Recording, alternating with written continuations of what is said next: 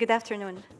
My name is Al-Malki. I'm the founding dean of the College of Humanities and Social Sciences at Hamad bin Khalifa University. I'm delighted to chair this last panel of the day, which I think was an amazing day. This panel will be focusing on civil society migration and social development, and it includes 3 very interesting talks. Each is a case study or studies representing a specific geographical area. Still, the overarching theme makes it exciting to focus on the specificities as well as the commonalities across them. I'm delighted to introduce my 3 speakers on this panel. Each will be presenting for around 15, 17 minutes. That's fine. Giving us enough time for questions and answers by end of this panel. We will start, I'm delighted to introduce Shandana Mohmand. Shandana Khan Mohammed is a fellow in the governance cluster at the Institute of Development Studies, University of Sussex. Her research is interdisciplinary and comparative, and she has conducted original research in countries in South Asia and the Western Balkans using varied and mixed methodological strategies. Her main area of interest is the political economy of public policy and service delivery, focused mainly around empirical analyses of local politics, informal institutions, and decentralization. She has contributed to both policy and social science research in these areas. A large part of this work empirically analyzes the impact of clientelism, non-state actors, colonial history, and social structures on voting behavior and electoral politics in Pakistan. The title of her presentation is Kinship, Brokerage, and Clientelism in Rural Pakistan.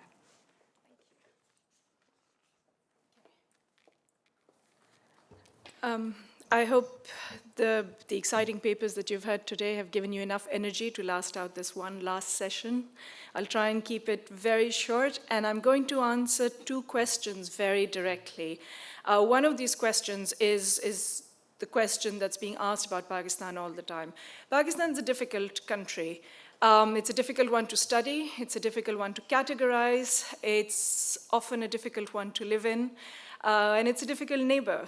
And for all of those reasons, people have a real interest in understanding what's going on and where it's heading. So the big question that a lot of people have been asking is, will its recent transition to democracy actually last? It's the most recent of 3 different transitions. It happened in 2008, and obviously a lot of people are interested in knowing whether this one's actually going to get democracy to consolidate in any sense. The other questions really come out at this conference, and it's come out of the note that we received from Anatole and Harry, and a very interesting note, which was about why is kinship still around? Why doesn't it disappear? And for those of you that have read Anatole's book, you'll know that kinship is a major explanation for a lot of the things that go on in Pakistan. It's an important factor in its politics. So it's a very good question to ask. Why is it still around? Why hasn't it disappeared? Why isn't it a part of the sort of non-modern politics that we thought would go away as transitions happen and democracy comes about? In Pakistan, it is true, it has stuck around. And part of what I'm trying to explain today is this idea of why it's stuck around, but in what form does it really work? And my answer to both of these questions have a lot to do with how its voters vote, how its citizens vote. And it's something that unfortunately we understand very little of. There's generally very little work on Pakistan, but there's incredibly little work on looking at voting behavior itself. So a lot of my work of the last many years has been on trying to understand this more both in rural and urban areas. So I'm pulling on different pieces of work to try and answer these questions as directly as I can. So essentially, there's a few things that I just wanted to put up there today. Is general things that we think about Pakistan. These are the big ideas that we have about this country, and to set them up as puzzles. So one of these is that its democratic governments are unstable and they're short-lived, and that's where the first question comes from. But the puzzle here is that its military regimes are short-lived as well. those haven't stuck around for very long either. So there's some kind of instability in general. It's not just got to do with democracy in this country. The other puzzle that the thing that we know about Pakistan is that it has a feudal rural elite that supports the military. This is the sort of logic that comes from Latin American style studies of politics. The rural elite likes status quo. The military regime is happy to maintain that status quo. And so these two work quite happily together. There's obviously multiple problems with this. The first problem is feudals in quotes. It's slightly hard to keep using this word when so much of agriculture is now quite modern, where land packets are fairly small. So it's generally a word that should go away, but even Francis Fukuyama has continued to use it in his book. And every magazine, every newspaper will tell you right after every election there was all about feudal politics again. So it's sticking, it's not going away. And the reason why we want to ask that, besides the fact that agriculture has changed, is the fact that the feudal rural elite, these large landowners that rule over Pakistan's countryside, aren't just supporting the military. They also play a very large part in its democratic regimes. They form the parties. In fact, that's one of the other things we know about Pakistan, is that it has these parties that aren't quite political parties as we'd like to imagine, but are conglomerations of large clientelistic networks that work around these large landlords. So these guys aren't particularly married to the military. They like democratic regimes that work for them just as much. And their land has pretty much disappeared. So, the land has gone, the Lord is still around, we're still trying to figure out why the Lord's sticking around, and that's part of the question that I'm going to ask. And the other thing that we know about politics is that its politics is governed, about Pakistan, is that its politics is governed by kinship. And I have a problem with this as well, largely because we don't understand it, but in some of the work that we've been looking at, I'm going to try and move the mouse away from this last bit, is that in one of the urban works that we're doing, and which is still quite recent, so I'm not presenting way too much from this piece of work, is that only 14% of people voters who live in lower income neighborhoods in the city of Lahore, for example, say that kinship has anything to do with their political behavior at all. It doesn't guide them. It's very much about politics as we seem to understand it in a more regular sense. And in rural areas as well, if we went with this logic of kinship, then we should see very static politics. But politics, even in its rural parts, is not static. Because kinship identities don't move, people don't move very much. Politics that forms around kinship should have some kind of staying power. But it doesn't. And I mean this about one election to another as well. So these circles here is the main thing that I've been studying. These are vote blocks. They're not quite vote banks or factions. They differ from both slightly. They're not vote banks because they have a slightly more specific character, the more tangible character. They're not factions because they're not built around conflict always. In fact, there's usually a real need to try and remove conflict, to try and bring people together into these voting blocks. And you'll notice just from the election of 2008 to 2013 that things change. That in each of these 6 squares, which are 6 different villages in which I've spent a lot of time across a number of elections now, these are the observations around what vote blocks looked like in each village. So in one village where there were 2 in 2008, this is a fairly famous village for those that study Pakistani politics because it's been studied a number of times as a village study over the last many decades, Sahiwal, which had 2 different vote blocks in 2008. They ended up getting 1. Tivanabad, these are all pseudonyms. That's not very far away. These are 2 very large landed estates that had 1 large block in 2008, had split up into 2 blocks by 2013. So when I say that they're dynamic, I don't mean a very long period of time. I'm talking one election to the next, where we're seeing a lot of activity happening around this. The 2 villages at the bottom of the screen, where they remained to, you'll notice that the size of the block changes. So these are fairly mobile voters that are moving from one block to another, and they're They're busy negotiating, they're busy bargaining, they're trying to figure out where their best deal is coming from, and they've got the landlords bargaining with them constantly on what they're able to offer. And in these two villages particularly, when I would speak to these landlords about what they were expecting in the next election, they would always give me a sense of those guys that they knew more about and were sure of, and then they would give me this fairly large number that sat in the center, and they said, until the election's over, I won't be able to tell you what's really going to happen. I have no sense of them, and I know that they're playing me to the very last minute. The more conflict there is in a village, the more voters will play these guys against one another, the more they'll bargain, the more they'll negotiate with them. So it's a fairly dynamic sense of what is going on. One other way to present this and really to draw out some of the differences between these villages is the scoring system that I developed for these vote blocks, which is essentially just a slightly complicated way of saying I'm looking at effective levels of competition, depending on numbers of vote blocks and their vote shares, and processes of inclusion and participation in the process of decision-making within vote blocks. And based on that, I came up with this score. That's not so important, but it shows us a sort of progression across these different ideas. So I'm saying that within the same village, you can see these movements in the logic of how vote blocks are organized. And after studying these for a couple of elections, what I think I've started to see is what I'm presenting in that last, wrong button. What I'm presenting here in this first column, which is a movement across sort of stages, non-linear stages, stages of vote block organization. So a village like Sahiwal, for example, that I was able to study over many decades because it was like I said slightly earlier, this was the focus of a study in 1960s by Sarir Ahmed, who wrote a very interesting book on it. Then again, it was studied in the 1970s as part of another PhD thesis. And then we went soon after the 2002 election, and then we stayed through 2008 and 2013. So we've been able to observe this village over a long period of time. And this is what you would recognize as the really large grants. The original grant in this village was about 5,000 acres. The landlord family there now owns about 1,000, split across 1,000 acres, split across 8 family members who really don't like each other very much. So they've become fairly small packets of land. The other large landlord village is this one here.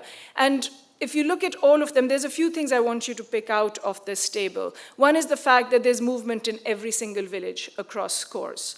That they're moving down from what a sort of continuum, though it's not really that because that would have more of a sense of linearity, that they're moving from socioeconomic dependence towards what I would hope is party-based identification, but it isn't really. What usually happens as these stages, and maybe is the first thing that emerges in places that have a lot of class-based antagonism between the haves and the have-nots, is a class-based opposition. We've seen this actually happen in villages. It happened here under Bhutto's regime, where there was an entire new vote block and candidates that appeared of tenants and landless sharecroppers who actually ran elections and stood up to these large landlords. We've seen it quite constantly in our own observations that we've made directly of in this other village in which it's called colony politics. Colony politics in this case, this is a colony village as well. So for those of you that understand land settlement patterns, there were very different land settlement patterns under colonial rule. These 3 villages here with proper names are those that fall under proprietary estates in which the colonial government gave large packets of land and a lot of social authority over the village population to single people, single families, or in some cases, one person. And in other kinds of villages, such as this one here, which is also a proprietary estate, this was split across different groups of people, different tribes, and these were called bhaichara villages. It comes from the word bhai, or brother. So it's sort of brotherhoods, and loads of different landowners would receive land. And then there's these 3, which is the colonies, the canal colonies that were developed along the newly laid out canals that came up to extend agriculture across what were largely pastoral areas. And in these groups, nobody was actually, they were given land, but not authority over the village, which stayed with the colonial government. So their authority over the village was very circumscribed, this entire group here. And compared to this, we realized that there was a big difference in the sort of politics that were happening in the first three set of villages, first three group of villages, and the next three. But what's really interesting here is that we've seen serious amounts of class-based opposition come up, but that in each case we've seen it disappear as well. And as the logic of service delivery became more obvious, as the state became more competitive over time, as elections took hold, what we saw was a general movement in the direction of first, more middle-class-based opposition, which is a group I use for middle peasants coming out to organize groups better than, and most importantly, to connect more easily with people and actors outside the villages, which is something that peasant groups were unable to do, the landless sharecroppers were unable to do on their own.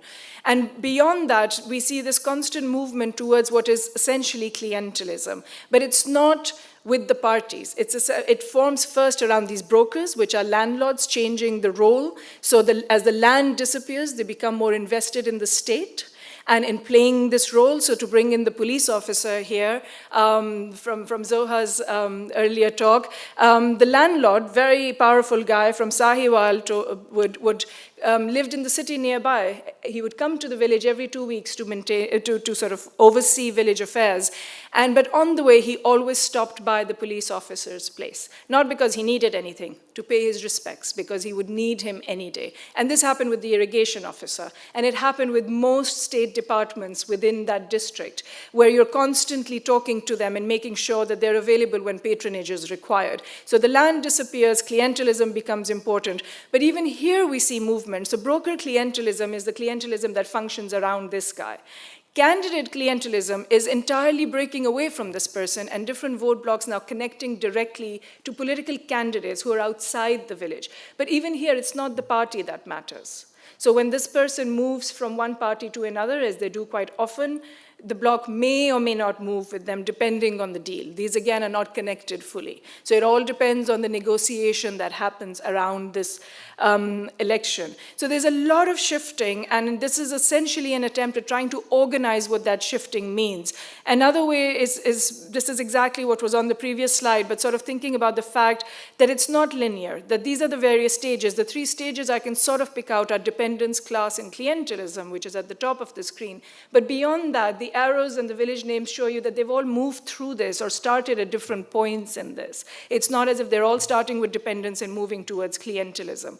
But the big question that we would want to ask here is, how do you get them to stage 4, sort of identifying with parties in some sense? And that's really the big question that remains for us, is they're sitting in the area. They've almost gotten to candidate clientelism in some parts of this same, these villages that lie fairly close to one another, but they're not quite at the part of party identification yet. So essentially what I wanted to just point out is that the logic of rural politics provides these arenas of constant negotiations, constant bargaining. Absolutely everybody's bargaining with everyone else. It's not just the elite.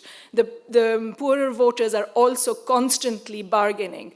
And landlords are having to bargain. Landlords are having to sit in these villages. Landlords are having to show up at doors, to campaign door to door, to ask for votes through these people. But what we need to keep an eye on, and maybe this is the sort of case I'm making for slightly more micro-analyses, is that there's a lot of variation here, even within the same village. And it's usually intersecting types of inequalities that will determine who gets how much within these villages in these bargains. So the 4 types that I was able to pull out and my contention is that I can find these 4 types of voters in almost any village. So there's the dependents, there's the kin, there's the clients, and there's the peers. And these 4 groups of voters are based in it comes from their relationship with these vote block leaders, depending on how equal or unequal the relationship is and how much autonomy they have within that relationship.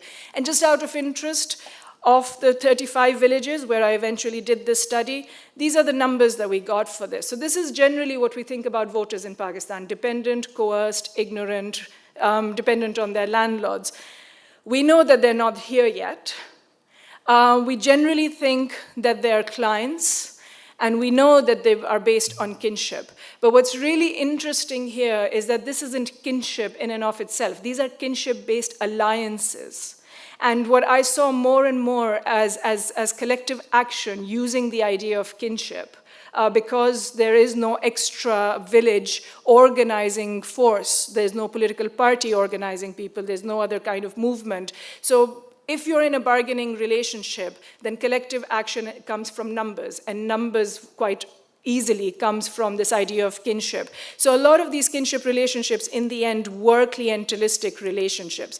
So what you've got here, because of all of this, and I'm really sort of rushing through, which is an entire book project here, is that there's an market that's opened up for people who can deliver against these large landlords because of how much bargaining there is. I have an interesting story that's been published recently from the last election of how a very large landlord lost out on his party ticket. He's related to Shehbaz Sharif, the chief minister of this province, but loses out on his party ticket because he wasn't considered a deliverer, person who delivers.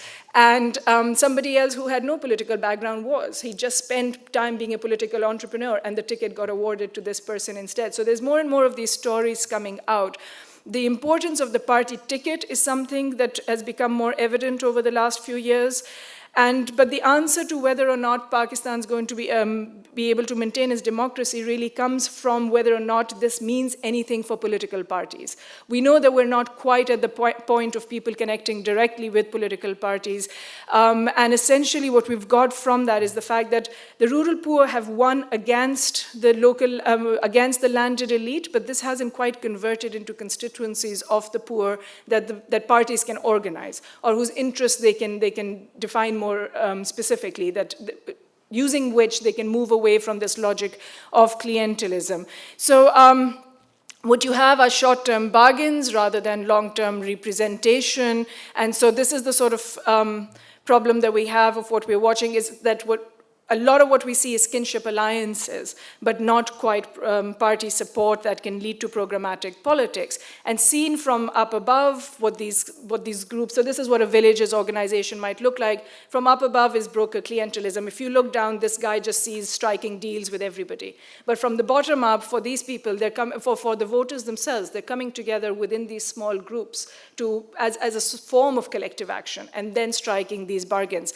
I just wanted to leave you very quickly with a quick story told through these diagrams in just one village, and which is just to sort of leave it on a slightly positive note, I guess. This is us trying to draw network diagrams around the question of when you decide who to vote for, who do you consult? And all of those red dots, the big red dot is the big landlord in a very, very repressive village. Again, 5,000 and something original acres, still maintains quite, not all of them, about 800 of them, but still in a single person. And all the little dots are his managers or his munshis. So everybody's talking to this person. Then this is the same question asked for the mayor in the local government elections. Again, mostly this guy up here or these guys are all his managers. This is actually the candidate for this position. And he's got barely any support at all. We asked the same question again for an even lower rank of election, which is the general councillors in this union council.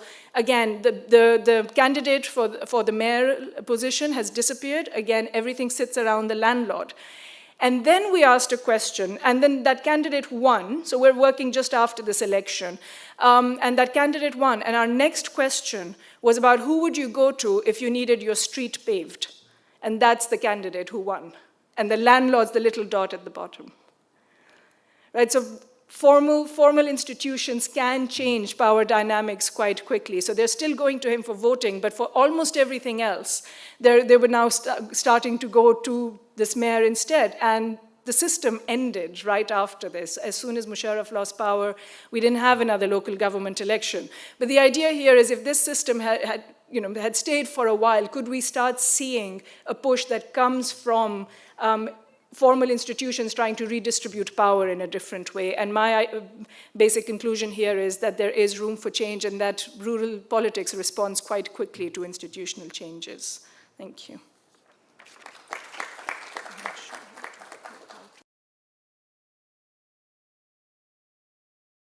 let's move to the second speaker, and I'm very excited to see that we have a student, Sana Tariq.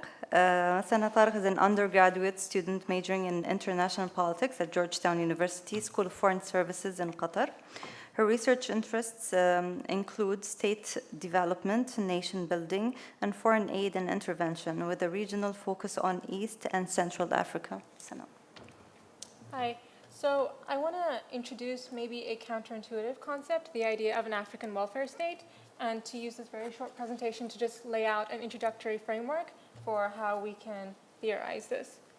So I first began thinking about the question of African welfare states when I looked at Tanzania's social spending statistics, and I noticed that both the level of expenditure and the population coverage was very high for an LDC, which has a practically non-existent labor movement and has been governed by the same ruling party since independence in 1961. So the usual explanations for welfare expansion are completely inapplicable here. So over the past 15 years, political scientists have increasingly considered the welfare economies of developing countries, and they've extended the literature to welfare capitalism beyond Europe and North America, but they've largely overlooked welfare distribution mechanisms on the African continent, partly because of the ideas of the permanent fiscal crisis of the African state, but also because of the extensive system of patronage networks and the inclination to ethno-regional clientelism that kind of precludes the idea of inclusive politics, like national welfarism. So the aid industry generally views the donor recipient as a generic archetype characterized by passive acquiescence and fiscal incompetence rather than an autonomous actor involved in negotiating the terms of aid.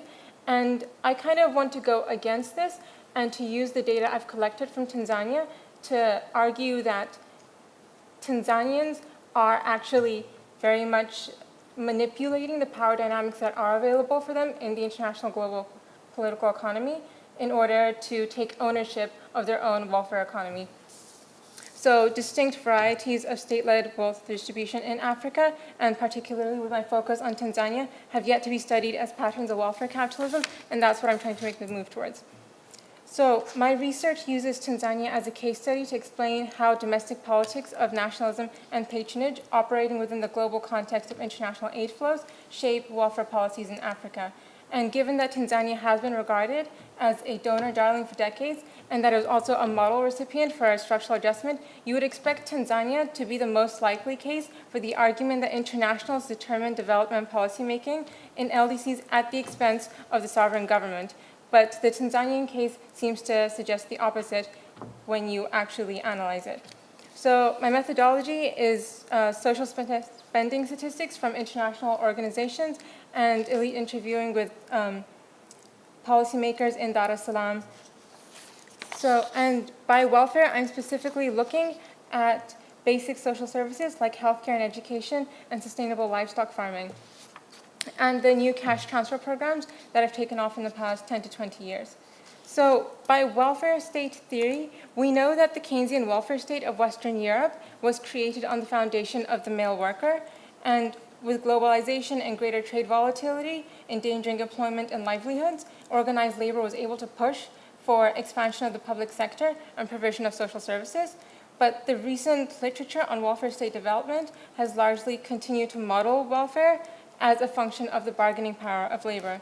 Now, the problem with applying these labor models to Africa is that the modern worker of Western Europe has never existed in Africa, initially because of slavery and the institutions of racism, but in the latter decades of colonial rule in the 1920s and 30s, there were cautious attempts to produce a modern European labor force out of the belief that it would counter a growing anti-colonial nationalism and consolidate colonial rule. But of course, this tremendously backfired, since labor unions often ended up leading the nationalist struggle. So indirect rule meant that organized labor in Africa was still fractured according to ethnic, regional, and urban rural membership, and that is the puzzle that I'm looking at. So before we move on, I should give you a very brief overview of Tanzania. So from independence in 1961 until 1985, the ruling Nationalist Party, CCM, established the era of Ujamaa, the specifically Tanzanian brand of communal socialism. And this involved a struggle against dependency as well as the establishment of communal villages, and it torpedoed the emergence of any challenger to the institutions of the party, such as labor unions. So political power was directly mapped on to the institutions of state and party, and so power was not distributed according to ethnicity or region. Then came structural adjustment in 1986, when the Tanzanian government realized that Ujamaa had been a colossal disaster. And this led to austerity and cuts in social welfare programs, but again, these didn't occur along ethno-regional lines. This also involved multipartyism in 1992, but there still continues to be no real base of political power in civil society. For example, trade unions still remain apolitical. So Tanzania was the ideal partner in structural adjustment and gave the IMF little trouble. And then after structural adjustment came China's return to the continent, and Tanzania has now entered the era of high economic growth. So to try and understand the idea of an African welfare state, you can pick out 3 hypotheses to understand what the salient political dynamics are for redistribution. The first is welfare as patronage, just that welfare policies cater to an ulterior rationale of political control. And this tendency towards universalism is out of concern to obtain support from critical groups.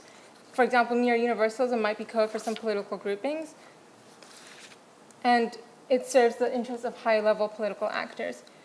Now, the evidence from Tanzania suggests that there has been some political discomfort with social welfare programs over how the beneficiaries are selected, and there are allegations that household selection is motivated by political considerations, and there are small individual cases of corruption, but based on the data I was able to collect in Tanzania, the fears that cash transfers in Tanzania are clientelistic is largely unfounded. There is nothing widespread along ethnic or regional or rural urban lines, like, for example, what you see next door in Kenya. So, of course, the ruling party does undertake major patronage operations, especially during campaign periods in constituencies where the opposition is strong, where the ruling party looks for problems to fix. But this is mostly in terms of food and clothing handouts, or building roads or bridges, or maybe boats for Lake Victoria, and it has no connection with social welfare programs specifically.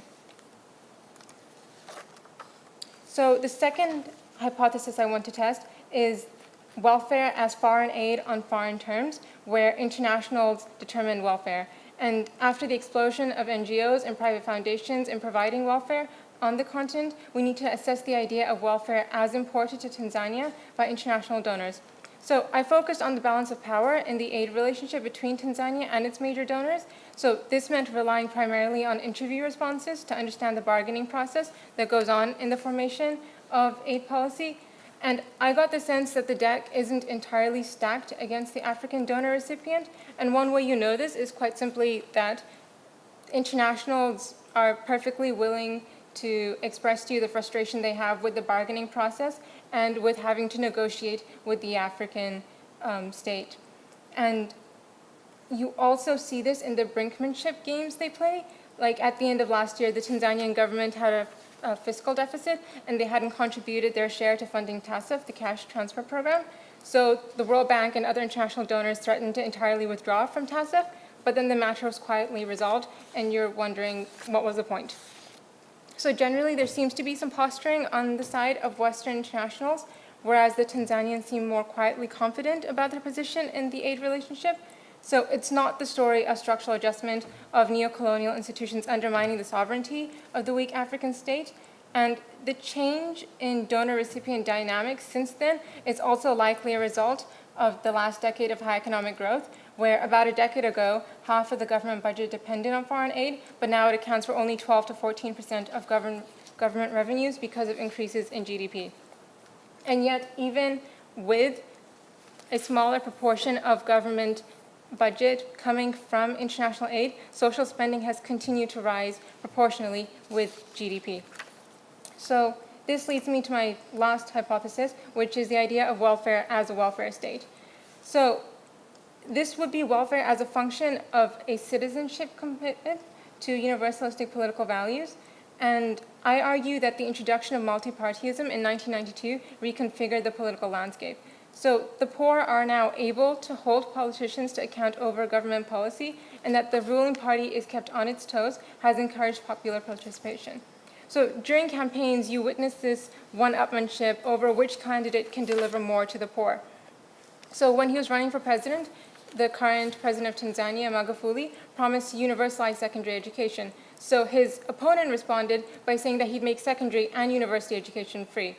So since multipartyism in 1992, there's been an increase in social spending and social assistance programs with each administration.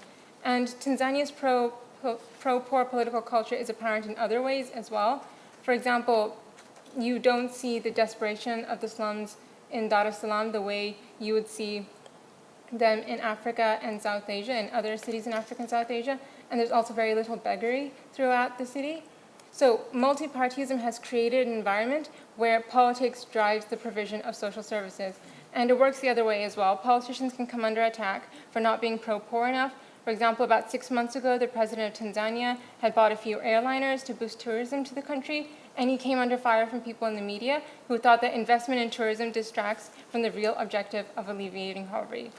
So across the spectrum, there's no ideological opposition to the TASIF program, which is also likely a result of the continuing ideological hegemony of Ujamaa, where socialist egalitarian values still dominate the political culture. So looking at the evidence from Tanzania, the poverty situation maybe isn't as bleak as earlier assessments of neoliberalism might have led you to think. It's clearly not the neoliberalism of the 1980s and the 1990s, and there's a different politics at work here. So it seems that in politically stable environments where there is a democratic culture, there are paths for progressive politics, though it also seems to help if the country is geopolitically irrelevant, like Tanzania. But more generally, I don't think the usual explanation of Tanzanian exceptionalism is adequate for this kind of welfare politics, where Tanzania just happens to be this special country in Africa that doesn't go to war or that has a functioning state. So because cash transfers have also proliferated in Ethiopia, Kenya, and Ghana, and across the continent, so we need new ways of thinking about national welfarism in Africa that don't rely on the assumption of organized labor, even if only to answer the question, how sustainable is this? Without the modern worker, we're not going to see European-style welfare state trajectories.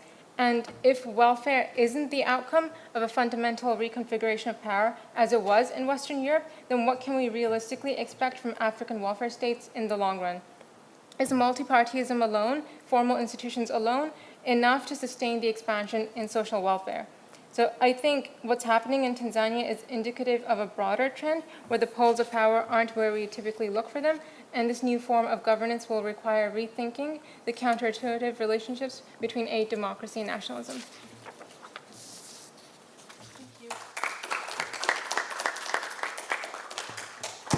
Thank you. And our third and last speaker is Amelia Fauza. Dr. Fauza is a senior research fellow in the Religion and Globalization Cluster at the Asia Research Institute, National University of Singapore. She's also a lecturer of Faculty of Arts and Humanities, Sharif Hidayatullah State Islamic University, Jakarta, Indonesia. And Dr. Fauzia's ongoing research is on Islam, NGOs, and humanitarianism by looking at the networks of Islamic philanthropy in Southeast Asia. Please. Thank you. I know this is a long day, so I will entertain you with my PowerPoint presentation with some pictures in there. And basically, I will share my early result of observation visiting some countries in Southeast Asia on Islamic charitable organization in the state in Southeast Asia. So, okay.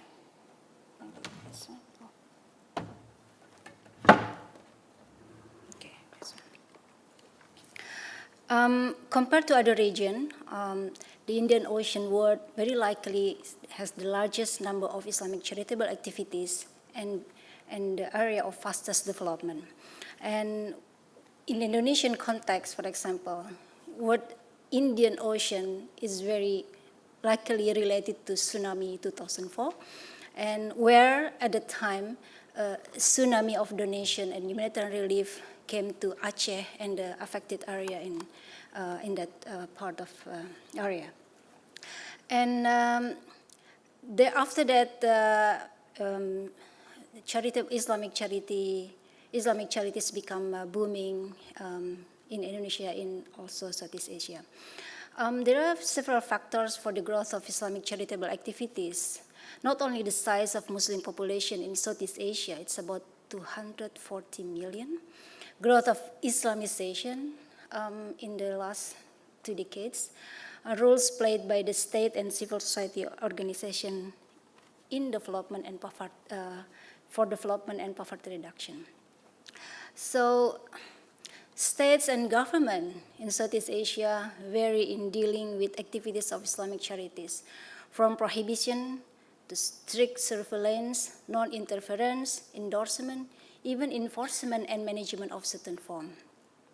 So I'm actually working on, my previous argument is on faith and how the relation between faith and the state, and trying to find out the relationship and showing that philanthropy is a sign of civil society, where the state, when the state is strong, then philanthropy weak, and when the state is weak, then philanthropy strong. But there is the thing that when philanthropy strong and state also strong.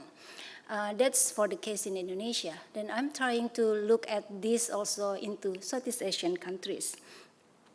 And so basically I will explore the dynamic of relationship between Islamic charitable organization and the state in contemporary Southeast Asia. I'm looking to Indonesia, Singapore, Cambodia, Thailand, Myanmar, and Malaysia. And I can see there are movements of Islamic charitable activities that have connected Southeast Asia within Southeast Asian countries, as well as the Indian Ocean region. While the activities of Islamic charities strengthen NGOs and the position of civil society, the state plays many roles in maintaining its power between supporting, collaborating, compartmentalizing into state matters, and even undermining the activities. After all, faith-based philanthropy has strong attachment to grassroots communities and personal preference that to some extent cannot be controlled by the government and may go against the enforcement by the state. Islamization in Southeast Asia has become broader and deeper in the few decades, but not necessarily political Islam, not the Islamization of the state, but Islamization of the society. So there are many indicators to see that Islamization, from the growing of Islamic organization, let's say from Jama'at Tablighi, Hizb ut-Tahrir, Nahdlatul Ulama, Muhammadiyah, etc., separatist movements, ethnic and religious conflict, Islamic parties, Muslim-related industries, etc., also Islamic charitable NGOs from Zakat, Waqaf, relief organization, and also state-based Zakat institution, and also international Islamic agency. Islamic philanthropy movement also existing quite strongly from association such as World Zakat Forum. I just attended the conference on World Zakat Forum last week in Jakarta. And many conferences on Islamic philanthropy, and also some alliances for relief work in Southeast Asia. So for those who are not familiar with Southeast Asia, this is a table from philanthropy in Southeast Asia looking at the majority religion. So I'm saying that Islamization brings question on the political position of Islam in the state. And then later on, the mapping of donors and beneficiaries within the region of Southeast Asia, one important factor is looking into the Muslim majority or minority. In Southeast Asia, we can see that there is Muslim majority country, Buddhist majority country, and Christian majority country. Then this is what I'm looking at, that charities, philanthropies strengthen civil society via its resources, including social capital networks, that empower its position relative to the state power. I've mentioned already this about my work on the contestation between state and civil society in managing philanthropic resources in Indonesia, and I want to see whether Southeast Asian countries also have the same phenomenon. This is only just previous funding on the map of Islamic charitable organization in Southeast Asia. What I'm focused on actually non-state charitable organization, because in some countries also there are state-based zakat institution or wakaf also, but I'm looking at a non-state charitable organization. And then I can see the map is like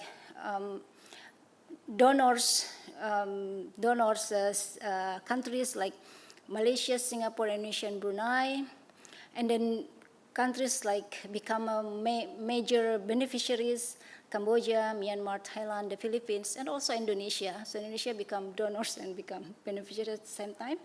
And also two lesser target country, Vietnam and Laos. These are the factors of this, not only because of, again, majority and minority Muslim composition, but also, of course, developing countries, and whether the state policy in each country. Now I am going to bring you to Indonesia.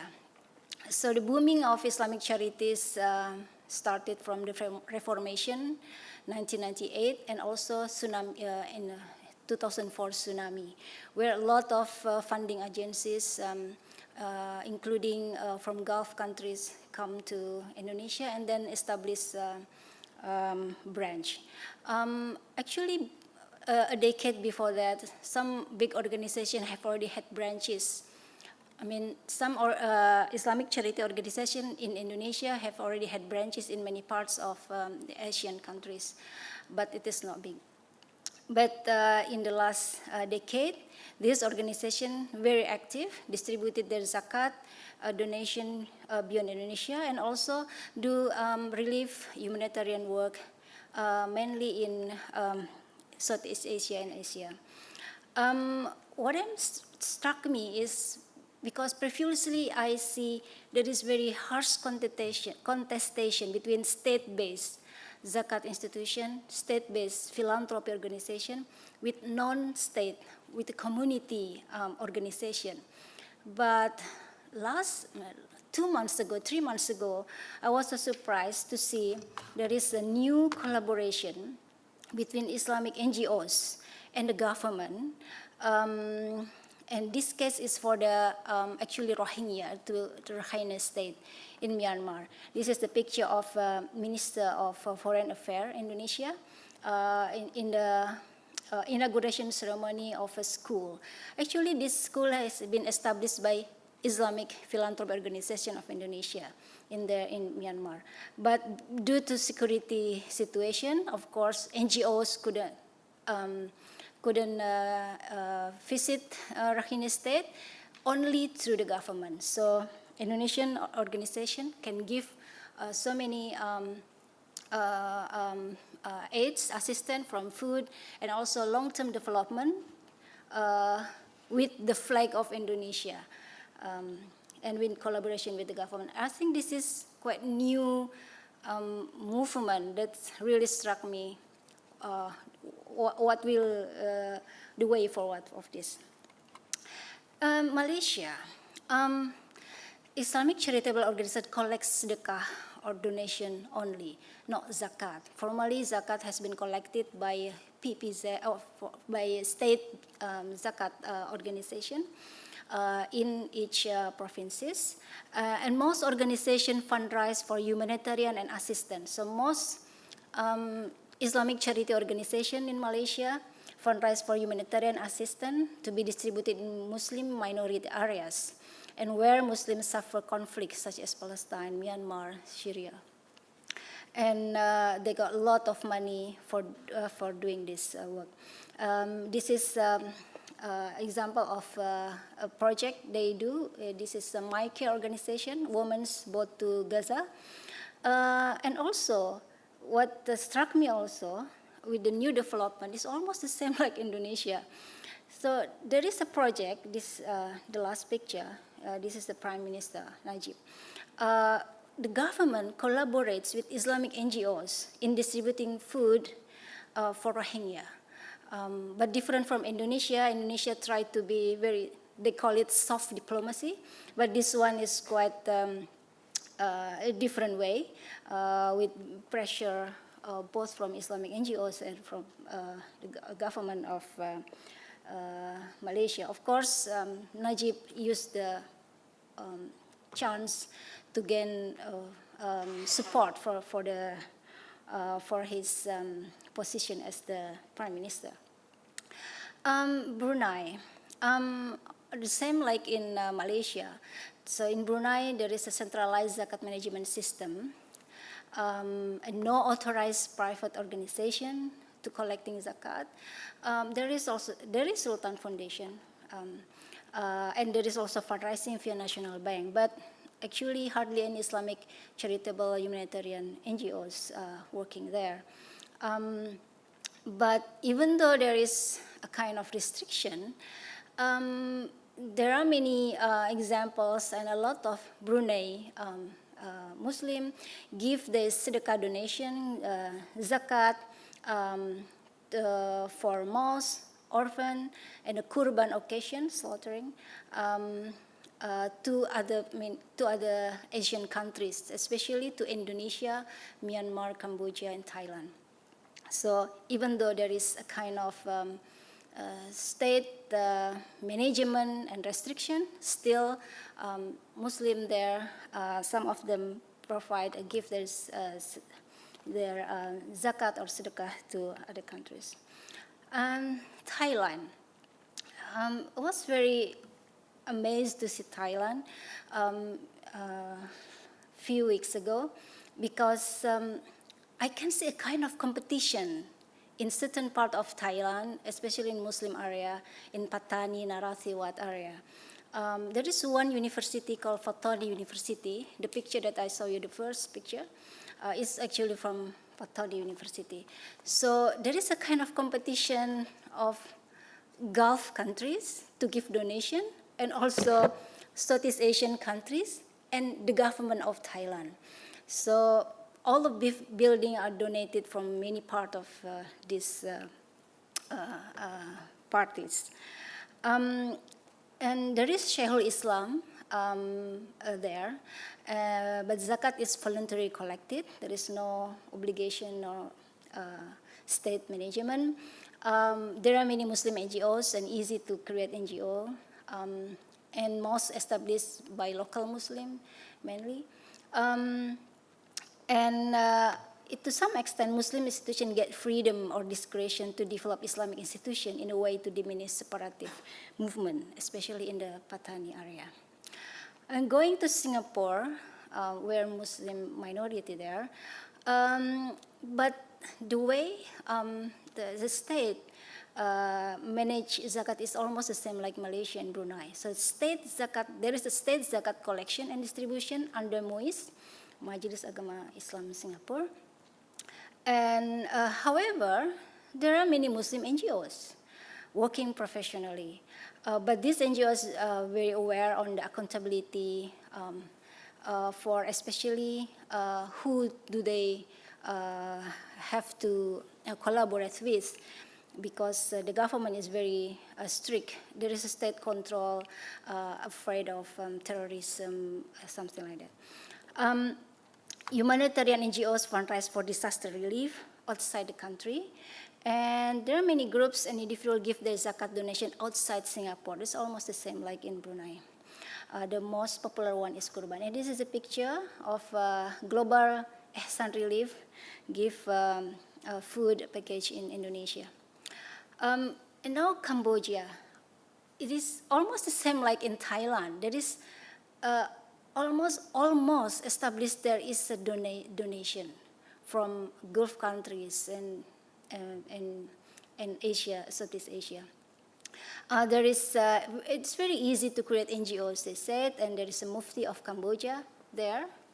When I asked why, looks like Muslims have quite good position and freedom there. It looks like because of the Mufti, because of the role of Muslim leader there, especially Mufti, they involved in national politics, become a very important member of the running party.